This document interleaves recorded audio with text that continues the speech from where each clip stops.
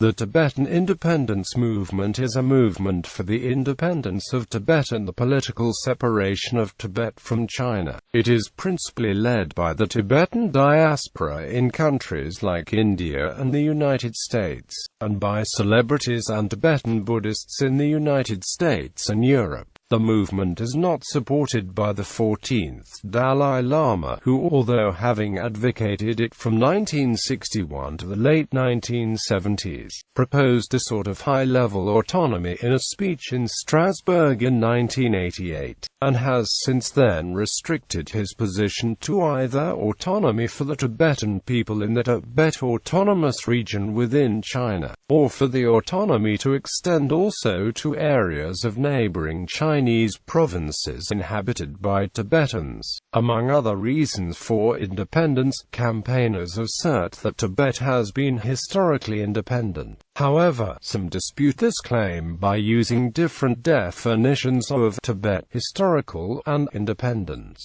The campaigners also argue that Tibetans are currently mistreated and denied certain human rights, although the Chinese government disputes this and claims progress in human rights. Various organizations with overlapping campaigns for independence and human rights have sought to pressure various governments to support Tibetan independence or to take punitive action against China for opposing it.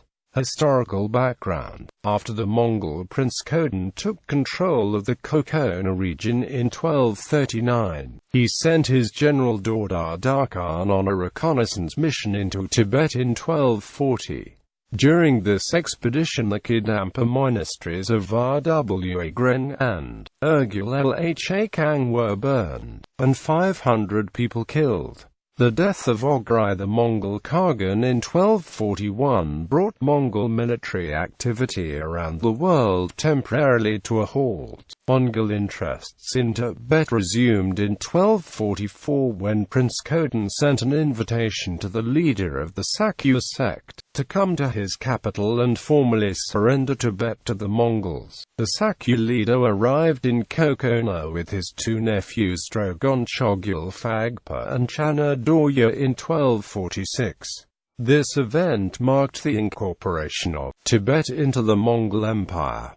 Tibet was under administrative rule of the Yuan dynasty until the 1350s. In 1720, the Qing dynasty army entered Tibet in aid of the local and defeated the invading forces of the Dzunga Khanate. Thus began the period of Qing rule of Tibet. Later, the Chinese emperor assigned Dalai Lama and Panchen Lama to be in charge of religious and political matters of Tibet. The Dalai Lama was leader of area around Lhasa. Panchen Lama was leader area of Shigatse Prefecture. By the early 18th century, the Qing dynasty sent resident commissioners to Lhasa. Tibetan factions rebelled in 1750 and killed the resident commissioners after the central government decided to reduce the number of soldiers to about 100. The Qing army entered and defeated the rebels and reinstalled the resident commissioner. The number of soldiers in Tibet was kept at about 2,000. The defensive duties were assisted by a local force which was reorganized by the resident commissioner, and the Tibetan government continued to manage day-to-day affairs as before. At multiple places such as Lhasa, Batang, Sendo, El Hari, Chamdu, and Latang, Green Standard Army troops were garrisoned throughout the Dzunga War. Green Standard Army troops and Manchu bannermen were both part of the Qing force who fought in Tibet in the war against the Dzungas. It was said that the Sichuan commander Yu Zhongqi entered Lhasa first when the 2,000 Green Standard soldiers and 1,000 Manchu soldiers of the Sichuan route seized Lhasa. According to Mark C. Elliott, after 1728 the Qing used Green Standard Army troops to man the garrison in Lhasa rather than bannermen.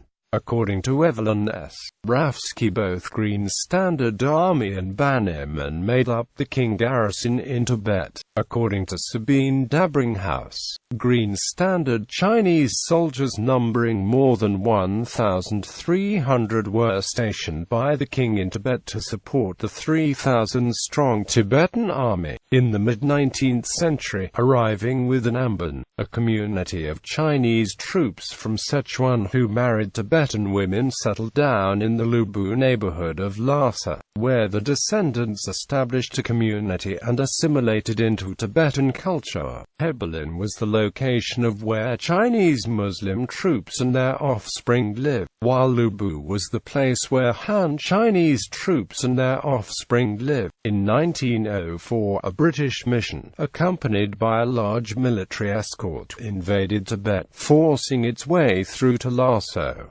13th Dalai Lama escaped. Britain forced the Great Three Tibetan Temple signing of the Treaty of Lhasa. The head of the mission was Colonel Francis Younghusband. The principal motivation for the British mission was a fear, which proved to be unfounded, that Russia was extending its footprint into Tibet and possibly even giving military aid to the Tibetan government. But on his way to Lhasa, Younghusband killed 1,300 Tibetans in gangs, because the natives were in fear of what kind of unequal treaty the British would offer the Tibetans. Some documents claim that 5,000 Tibetans were killed by the British Army. The Anglo-Chinese Convention of 1906 recognized Chinese suzerainty over the region, and the Anglo-Russian Convention of 1907, without Lhasa's and Beijing's acknowledgement, recognized the suzerainty of China over Tibet. The King's central government claimed for sovereignty and direct rule over Tibet in 1910. The 13th Dalai Lama fled to British India in February 1910. In the same month, the Chinese government issued a proclamation deposing the Dalai Lama and instigating the search for a new incarnation. The subsequent outbreak of World War I and civil war in China meant that the Chinese factions only controlled part of Tibet. The government of the 13th Dalai Lama controlled Yusang and Western Kham, roughly coincident with the borders of the Tibet Autonomous Region today. Eastern Kham, separated by the Yangtze River, was under the control of Chinese warlord Liu Wenwei. The situation in Amdo was more complicated, with the Xining area controlled by warlord Ma Bufang, who constantly strove to exert control over the rest of Amdo. General Ma Fuzhang, the chairman of the Mongolian and Tibetan Affairs Commission, stated that Tibet was an integral part of the Republic of China. Our party takes the development of the weak and small and resistance to the strong and violent as our sole and most urgent task. This is even more true for those groups which are not of our kind. Now the peoples of Mongolia and Tibet are closely related to us, and we have great affection for one another. Our common existence and common honor already have a history of over 1,000 years. Mongolia and Tibet's life and death are China's life and death. China absolutely cannot cause Mongolia and Tibet to break away from China's territory, and Mongolia and Tibet cannot reject China to become independent. At this time, there is not a single nation on earth except China that will sincerely develop Mongolia and Tibet. Quote, in 1950, the People's Liberation Army of the People's Republic of China entered Tibet, after taking over the rest of China from Republic of China during the 5 years of civil war. In 1951, the 17-point Agreement for the Peaceful Liberation of Tibet, a treaty signed by representatives of the Dalai Lama and the Panchen Lama, provided for rule by a joint administration under representatives of the central government and the Tibetan government. The Chinese have claimed that most of the population of Tibet at the time were serfs, bound to land owned by lamas. This claim has been challenged by other researchers. See Serfdom in Tibet controversy. Any attempt at land reform of the redistribution of wealth would have proved unpopular with the established landowners. This agreement was initially put into effect in Tibet proper. However, Eastern Kaminamdu are outside the administration of the government of Tibet, and were thus treated like any other Chinese province with land reform implemented in full. As a result, a rebellion broke out in these regions in June 1956. The rebellion eventually spread to Lhasa, but was crushed by 1959. The 14th Dalai Lama and other government principals fled to exile in India. Beginning in the 1950s, the Central Intelligence Agency trained Tibetans as paramilitaries. In Tibet, the majority of Muslims are Hui people. Hatred between Tibetans and Muslims stems from events during the Muslim warlord Ma Bufang's rule in Qinghai, such as Nolik rebellions and the Sino-Tibetan War. But in 1949 the Communists put an end to the violence between Tibetans and Muslims. However, new Tibetan Muslim violence broke out after China engaged in liberalization. Riots broke out between Muslims and Tibetans over incidents such as bones in soups and prices of balloons, and Tibetans accused Muslims of being cannibals who cooked humans in the soup and of contaminating food with urine. Tibetans attacked Muslim restaurants. Fires set by Tibetans which burned the apartments and shops of Muslims resulted in Muslim families being killed and wounded in the 2008 mid-March riots.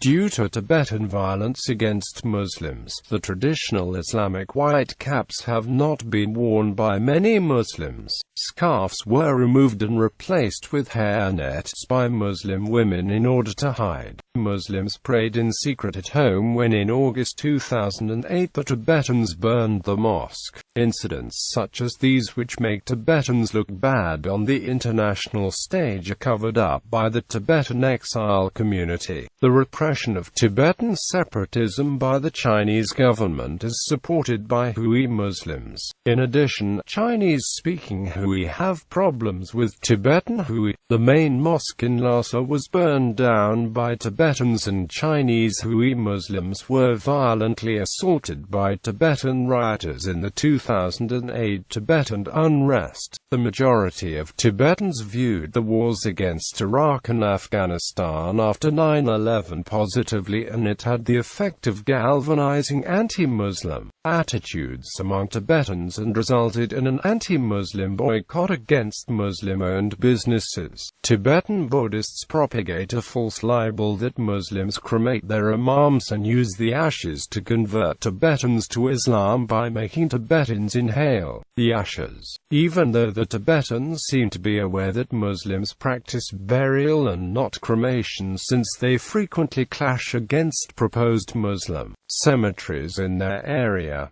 CIA and MI6 activities in Tibet. Agents of Western governments had infiltrated Tibet by the mid-1950s, a few years after Tibet was annexed by the People's Republic of China. British MI6 agent Sidney Wignall, in his recent autobiography, reveals that he traveled to Tibet with John Harrop in 1955 posing as mountaineers. Captured by the Chinese authority, Wignall recalled that he was surprised to find 2 CIA agents were already under Chinese detention. Clandestine military involvement by the U.S. began following the series of uprisings in the eastern Tibetan region of Kham in 1956. Several small groups of Khampa fighters were trained by the CIA camp and then airdropped back into Tibet with supplies. In 1958, with the rebellion in Kham ongoing, 2 of these fighters, Atha and Lotso, attempted to meet with the Dalai Lama to determine whether he would cooperate with their activities. However, the request for an audience was refused by the Lord Chamberlain Thala Thutton Wanden, who believed such a meeting would be impolitic. According to Tsering Shakya, Falun never told the Dalai Lama of the Kashag of the arrival of Atha and Lotso, nor did he inform the Dalai Lama of American willingness to provide aid. Following a mass uprising in Lhasa in 1959 during the celebration of the Tibetan New Year and the ensuing Chinese military response, the Dalai Lama went into exile in India. Some sources state that the Dalai Lama's escape was assisted by the CIA. After 1959, the CIA trained Tibetan guerrillas and provided funds and weapons for the fight against China. However, assistance was reduced during the course of the 1960s and finally ended when Richard Nixon decided to seek rapprochement with China in the early 1970s. Kenneth Conboy and James Morrison, in the CIA's Secret War in Tibet, reveal how the CIA encouraged Tibetan revolt against China and eventually came to control its fledgling resistance movement. The New York Times reported on October 2, 1998, that the Tibetan exile movement received $1.7 million a year in the 1960s from the CIA. The Dalai Lama said in his autobiography that his brothers were responsible and that they didn't tell him about it, knowing what his reaction would be. Lord Igari, the Dalai Lama's personal representative in Washington, said he had no knowledge of the annual subsidy of $180,000 marked as for the Dalai Lama or how it was spent. The government in exile say they knew that the CIA trained and equipped Tibetan guerrillas who raided Tibet from a base camp in Nepal, and that the effect of these operations only resulted in more suffering for the people of Tibet. Worse, these activities gave the Chinese government the opportunity to blame the efforts of those seeking to regain Tibetan independence on the activities of foreign powers, whereas, of course, it was an entirely Tibetan initiative. The budget figures for the CIA's Tibetan program were as follows: subsidy to the Dalai Lama, $180,000. Support of Tibetan guerrillas based in Nepal, $500,000. Other costs, $1.06 million. Total, $1.73 million. Positions on the status of Tibet. The status of Tibet before 1950, especially in the period between 1912 and 1950, is largely in dispute between supporters and opponents of Tibetan independence. According to supporters of Tibetan independence, Tibet was a distinct nation and state independent between the fall of the Mongol Empire in 1368 and subjugation by the Qing dynasty in 1728 and, again between the fall of the Qing dynasty in 1912 and its incorporation into the PRC in 1951. Moreover, even during the periods of nominal subjugation to the Yuan and Qing, Tibet was largely self-governing. As such, the Central Tibetan Administration views current PRC rule in Tibet as illegitimate, motivated solely by the natural resources and strategic value of Tibet, and in violation of both Tibet's historical status as an independent country and the right of the Tibetan people to self-determination. It also points to PRC's autocratic and divide-and-rule policies, and assimilationist policies, regarding those as an example of imperialism bent on destroying Tibet's distinct ethnic makeup, culture, and identity, thereby cementing it as an indivisible part of China. After the fall of the Qing dynasty, both Mongolia and Tibet declared independence and recognized each other as such. On the other hand, opponents assert that the PRC rules Tibet legitimately, by saying that Tibet has been part of Chinese history since the 7th century, as the Tibetan Empire had close interactions with the Chinese dynasties. through royal marriage, in addition to the de facto power that the Chinese has since then. Yuan dynasty conquest in the 13th century, and that all subsequent Chinese governments have been exercising de jure sovereignty power over Tibet. In addition, as this position argues that no country gave Tibet diplomatic recognition between 1912 and 1950, they say that China, under the Republic of China government, continued to maintain sovereignty over the region, and the leaders of Tibet themselves acknowledged Chinese sovereignty by sending delegates to the following: the drafting committee for a new constitution of the Republic of China in 1925, the National Assembly of the Republic of China in 1931, the Fourth National Congress of the Kuomintang in 1931, a National Assembly for drafting a new Chinese constitution in 1946,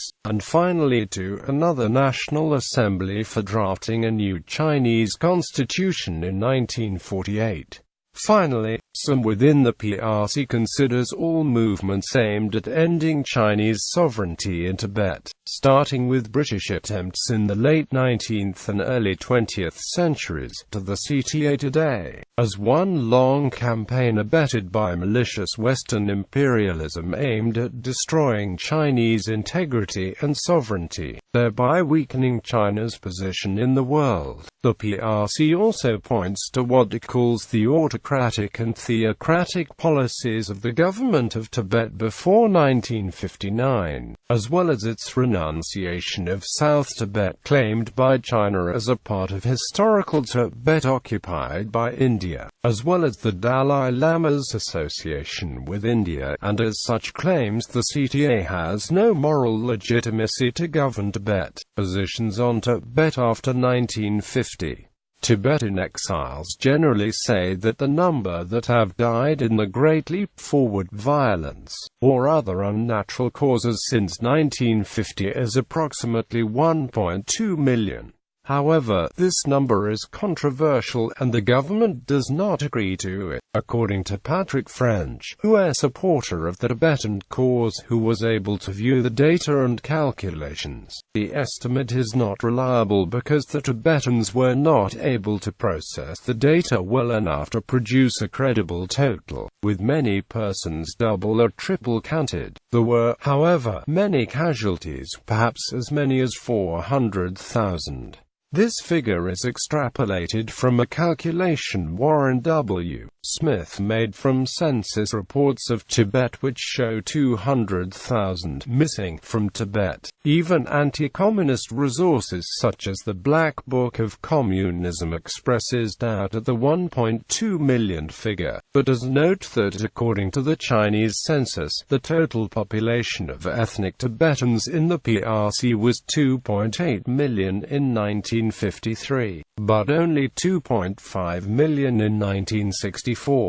It puts forward a figure of 800,000 deaths and alleges that as many as 10% of Tibetans were interned, with few survivors. Chinese demographers have estimated that 90,000 of the 300,000 missing Tibetans fled the region. The Central Tibetan Administration also says that millions of Chinese immigrants to the TAR are diluting the Tibetans both culturally and through intermarriage. Exile groups say that despite recent attempts to restore the appearance of original Tibetan culture to attract tourism, the traditional Tibetan way of life is now irrevocably changed. It is also reported that when Hu Yaobang, the General Secretary of the Communist Party of China, visited Lhasa in 1980, he was unhappy when he found out the region was behind neighboring provinces. Reforms were instituted, and since then the central government's policy in Tibet has granted most religious freedoms, but monks and nuns are still sometimes imprisoned, and many Tibetans continue to flee Tibet yearly. At the same time, many Tibetans believe projects that the PRC implement Tibet benefit Tibet, such as the China Western Development Economic Plan of the Qinghai Tibet Railway, are politically motivated actions to consolidate central control over Tibet by facilitating militarization and Han Chinese migration while benefiting few Tibetans. They also believe the money funneled into cultural restoration projects as being aimed at attracting foreign tourists. They also say that there is still preferential treatment awarded to Han Chinese in the labor market as opposed to Tibetans. The government of the PRC claims that the population of Tibet in 1737 was about 8 million. It claims that due to the backward rule of the local theocracy, there was rapid decrease in the next 200 years and the population in 1959 was only about 1 million. Today, the population of Greater Tibet is 7.3 million, of which 5 million is ethnic Tibetan, according to the 2000 census.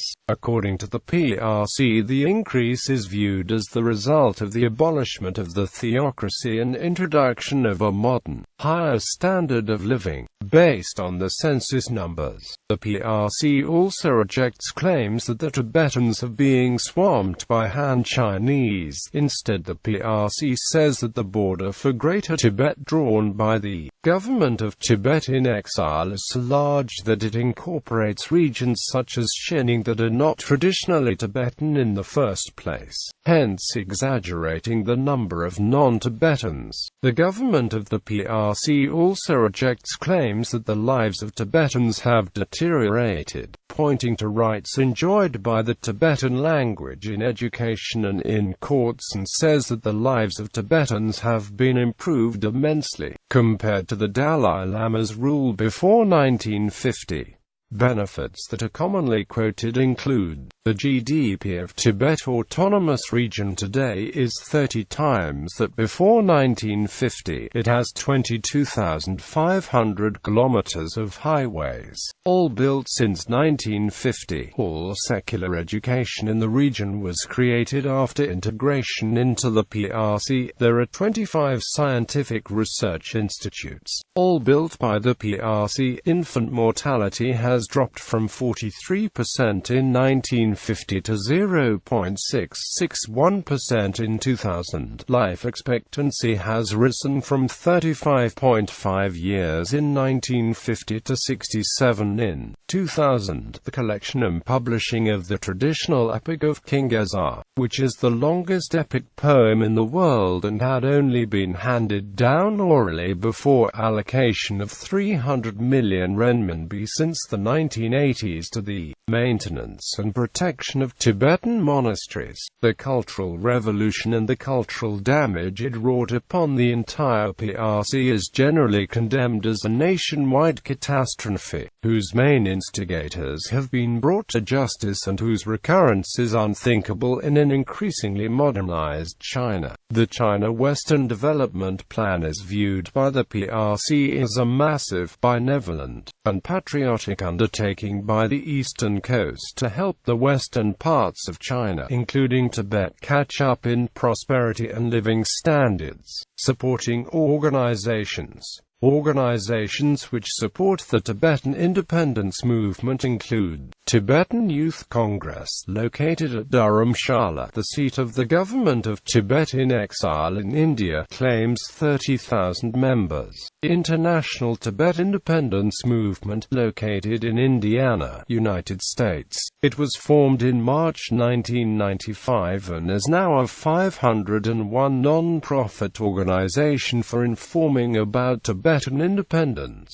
International Tibetan Aid Organization, located in Amsterdam, Netherlands. This organization was formed in 2004. However, Tenzin Gyatso, the current Dalai Lama, the spiritual leader of Tibetan Buddhists, is no longer calling for independence. He has spoken in many international venues, including the United States Congress and the European Parliament. In 1987, he has also started campaigning for a peaceful resolution to the issue of the status of Tibet, and has since then advocated that Tibet should not become become independent, but that it should be given meaningful autonomy within the People's Republic of China. This approach is known as the middle way. Some organizations either support the middle way or do not adopt a definitive stance on whether they support independence or greater autonomy. Such organizations include Free Tibet Campaign, located in London, United Kingdom, formed in 1987, stands for the right of Tibetans to determine their own future and for the future of their own country. International Tibet Support Network, located in London, United Kingdom, established in 2000, umbrella organization for Tibet-related organization worldwide.